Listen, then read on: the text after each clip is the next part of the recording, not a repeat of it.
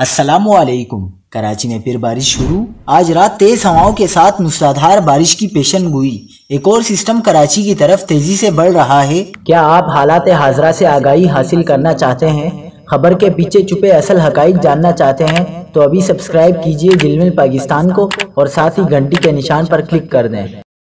आपको बताते चले कि बारिशों के नए सिस्टम का रुख तब्दील होकर मशरिकी यानी सिंध की साहिली पट्टी के करीब आना शुरू होगा और कराची के करीब आ जाएगा। अभी कुछ भी हो सकता है क्योंकि बहीरा अरब के सिस्टम को समझने में मुश्किल होती है।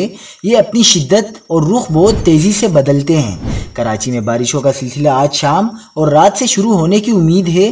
गरज चमक वाले बादल कराची को मुतासिर कर सकते हैं। जैसे जैसे सिस्टम करीब आता रहेगा बारिशों में इजाफा होता रहेगा। महकमा मौसमियात का मौसम की सूरत हाल के हवाले से कहना है कि मानसून सिस्टम कराची के मशरिक और शुमाल मशरिक की जानिब बढ़ रहा है।